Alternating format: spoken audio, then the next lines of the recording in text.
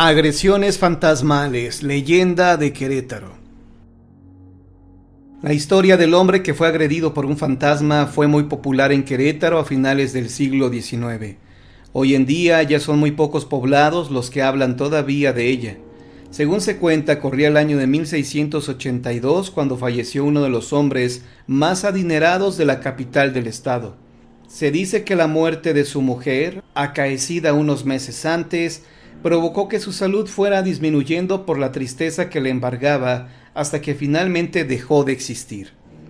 Al hombre le sobrevivía su hijo y su fiel sirviente, quien no había abandonado la casa por ser la última voluntad del Señor, además de que le tenía un profundo cariño al joven. Cierta noche, justo cuando había transcurrido 3 meses del deceso del Señor, se iniciaron las perturbaciones en la vieja casona cuando el fantasma del anciano se apareció ante la presencia del sirviente solicitándole que dijera a su amo, el hijo del espectro, que pagara las deudas que su difunto padre tenía con una señora. El fantasma aseguró que de hacerlo dejaría de importunar. Al llegar a liquidar la deuda que el difunto había pedido, la señora rechazó el dinero, asegurando que con la muerte del señor se había olvidado de ella, pues al parecer no se trataba de una cantidad grande, sino más bien de situaciones más personales. Sin embargo, el fantasma del anciano volvió a aparecerse, asegurando que no podía descansar si no se saldaba la deuda pactada. Pero ante la negativa por parte de la señora de aceptar dicho dinero, el sirviente no tuvo más remedio que acostumbrarse a las constantes visitas de su amo descarnado. Los días pasaron y pronto el fantasma le pidió a su sirviente que comprara un anillo con ciertas características y se lo diera a la señora como muestra de que había cumplido con su deuda. El hombre obedeció de inmediato y aquella señora no tuvo más remedio que aceptar el costoso presente. Lo que hacía el muerto aparentemente disgustó a su esposa, quien también ya era difunta, porque ella misma comenzó a atormentar al pobre sirviente. Según cuenta la leyenda, la mujer se aparecía unas veces como ella misma y otras como un perro que arrojaba fuego por el hocico. El sirviente ya no podía conciliar el sueño, pues las perturbaciones se hicieron cada vez más constantes, al punto en que comenzaron a suceder también durante el día. Cierta vez el espectro lo tiró de su caballo con violencia. En otros ataques casi lo estrangula con una soga. Le quitó los zapatos e hizo trizas su humilde ropa. Pero la agresión más denigrante ocurrió en la víspera de Navidad, cuando al regresar de sus labores sintió que algo lo jalaba y lo levantaba por el aire. Más tarde fue hallado en un pantano, semidesnudo, pero silbando y cantando. Cuando recuperó el juicio, afirmó que la mujer lo había lanzado tan alto que por un momento creyó que ya estaba muerto. Esto hubiera sido tomado como una versión de loco si sus zapatos no hubieran aparecido en partes distintas, aparentemente sin explicación alguna. Una semana después, todavía asustado por lo ocurrido, el sirviente se preparaba para irse de aquella casa, debido a que ya no soportaba las constantes agresiones. Cuando se disponía a marcharse, notó que un pájaro llevaba una piedra en el pico, la cual arrojó sobre su rostro. Según la leyenda, en cuanto la piedra golpeó su rostro, se alcanzó a escuchar la voz de aquella mujer que decía «traidor». Debido a estos siniestros acontecimientos, el sirviente enfermó y al cabo de unos días falleció. Más adelante se dedujo que al parecer aquella mujer había sido la amante del Señor. Por ello, el fantasma de la mujer, atormentada, acometió contra su sirviente pensando que éste, al igual que su esposo, la había traicionado.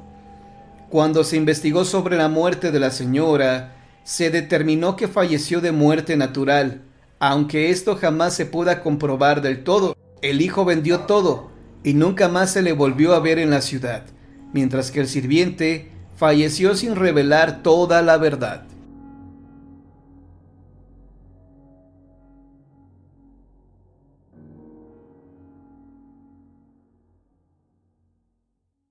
La Dama de Negro de Celaya, Guanajuato.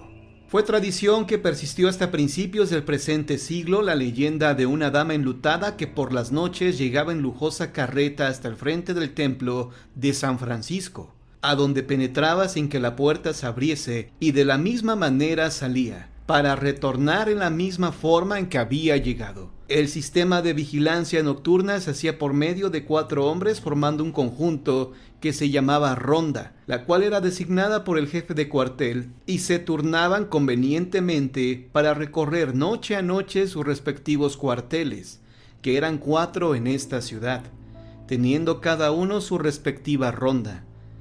Esto acontecía a principios del último tercio del siglo pasado, cuando aún no se instalaba el primer alumbrado de petróleo que se inauguró hasta 1875, y solo en la plaza central de la población.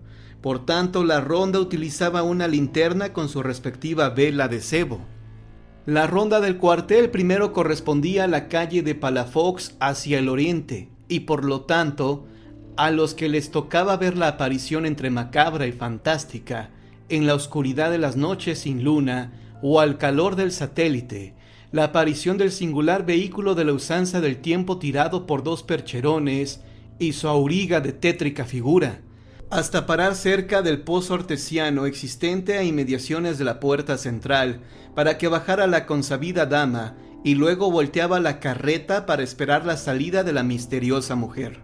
El recorrido era siempre el mismo, tanto de la entrada como de la salida, y era por la hoy calle de Guadalupe, con rumbo al camino de Camargo y Santa Rita. Naturalmente que la aparición, como no fue meramente fortuita, y por una sola vez, hizo a los de la ronda vencer el miedo, y no obstante que se le erizaba el pelo y sudaban frío, se aventuraron a una observación para determinar lo que la primera vez solo se antojó una lúgubre silueta, cuyos contornos imprecisos fueron aclarados por los curiosos que al fin definieron que se trataba de una mujer de suma elegancia, ataviada de luto y tocándose con tupido velo, la cual tenía el privilegio de penetrar a través de una gruesa puerta cerrada para salir después de una media hora en la misma forma. El auriga tenía también características fantasmales, así como el tronco de percheros que tiraban la carreta. Aunque lograron precisar las características descritas, nunca se aventuraron a trasponer la alameda para conocer el destino final de estas figuras de ultratumba. Naturalmente que las relaciones de estas apariciones corrieron de boca en boca, pero no fueron muchos, ni aun de las mismas rondas los que se interesaron por desentrañar las misteriosas apariciones, venciendo el miedo a la oscuridad en la mayoría de los que conocían la leyenda, similar a la que fuera la popular Llorona, que sirvió de tema a una drama de capa y espada, representando múltiples veces y en todo lo largo y ancho del país. De estas apariciones surgieron miles de consejos, de acuerdo con el parecer de cada uno de los que se creían ser intérpretes de lo que ello era en el fondo, pues mientras unos opinaban que se trataba de una mujer linajuda que le quitó la vida a su esposo, otros coincidían en el crimen, pero señalaban que a sus hijos, y que por tanto, esa mujer estaba condenada a pedir perdón de su culpa a la Virgen patrona de la ciudad. De esta guisa y otras similares o distintas, surgían las hipótesis, y hasta entrando el siglo presente, y ya muertos los ronderos que daban fe de las visiones fantasmales, se había perdido esta leyenda, la leyenda de la dama enlutada de Celaya, Guanajuato.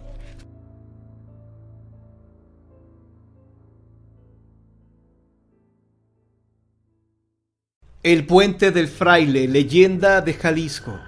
En el antiguo camino que va a Tecalitlán se encontraba un puente de madera para atravesar el río. Esto no tendría nada de novedoso, si no fuera porque este lugar era el punto de reunión de un monje franciscano con su amada. El romance nació cuando en una ocasión, estando en misa, el monje la vio entre los asistentes y se enamoró perdidamente de ella. El monje sabía perfectamente que era un amor imposible, pues como eclesiástico había consagrado su vida a Dios, renunciando a los placeres mundanos, pero la extraordinaria belleza de esta mujer lo cautivó al grado que lo hizo olvidar todas las promesas hechas para llevar a cabo su misión dentro de la iglesia. Este hombre no podía contener su pasión por ella, y todas las noches se encontraba en este puente, pensando que nadie se daría cuenta, que nunca falta alguien que se ocupe de la vida ajena, y no solamente los descubrió, sino que rápidamente se dirigió a dar aviso a las autoridades eclesiásticas, quienes de inmediato procedieron en aplicar un castigo ejemplar al infractor. El monje fue sorprendido y capturado en infraganti, y la joven, temiendo los terribles castigos aplicados por la Santa Inquisición, decidió terminar con su vida arrojándose al río, donde falleció ahogada cuando se golpeó con unas rocas la cabeza. El monje fue testigo presencial de todo esto, y un inmenso dolor se apoderó de su corazón, pero ni siquiera le importó que lo llevaran preso.